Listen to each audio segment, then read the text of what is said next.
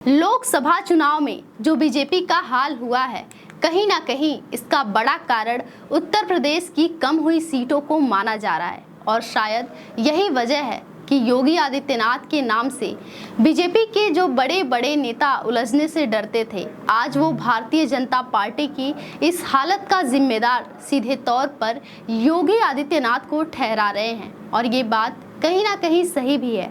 आखिर 62 सीटों से सीधे 33 सीट पर आ जाना किसी भी पार्टी के लिए बर्बादी से कम नहीं है।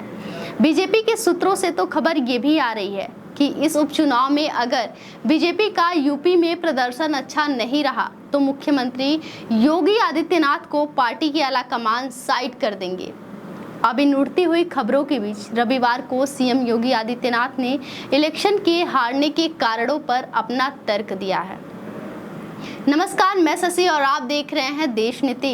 देश नीति, केवल सच्ची और पक्की खबरें। उत्तर प्रदेश में मुख्यमंत्री योगी आदित्यनाथ ने रविवार को कहा कि अति आत्मविश्वास की वजह से बीजेपी लोकसभा 2024 के चुनाव में अपेक्षित सफलता हासिल नहीं कर सकी। हालांकि उन्होंने 2027 के विधानसभा चुनाव में पार्टी की जीत के प्रति भरोसा जताया और कहा कि उपचुनाव में सभी 10 सीटें भारतीय जनता पार्टी ही जीतेंगी। आपको बता दें कि रविवार को लखनऊ में बीजेपी की प्रदेश कार्य समिति की बैठक हुई। ये लोकसभा चुनाव के बाद प्रदेश कार्य समिति की पहली बैठक थी। इस बैठक में बीजेपी राष्ट्रीय अध्यक्ष जेपी नड्डा, कई केंद्रीय मंत्री, राज्य मंत्री, सांसद, विधायक और लोकसभा के उम्मीदवार भी शामिल हुए। हालांकि इसमें केंद्रीय गृह मंत्री अमित शाह नहीं मौजूद थे, जिसके बारे में माना जाता है कि पार्टी के अहम फैसलों में उनकी प्रमुख भूमिका होती है।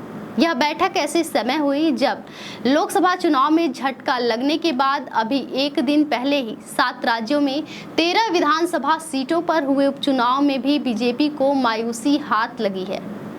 उपचुनाव में 10 सीटों पर इंडिया गठबंधन और 2 पर बीजेपी की जीत हुई है। 1 सीट निर्दलीय के खाते में गई है। अब आपको बताते हैं कि इस बैठक में योगी आदित्यनाथ ने क्या कहा। सीएम योगी ने कहा कि प्रधानमंत्री मोदी जी के नेतृत्व में हमने विपक्ष पर लगातार दबाव बनाए रखा और उत्तर प्रदेश में अपेक्षित सफलता हासिल की। चाहे 2014, 2019 लोकसभा चुनाव हो या फिर 2017 और 2022 के विधानसभा चुनाव, इस बार भी पहले के चुनाव जितना ही बीजेपी को वोट मिला है, लेकिन वोटों में बदलाव और अति आत्मविश्वास ने हमारी उम्मीदों को नुकसान पहुंचाया है।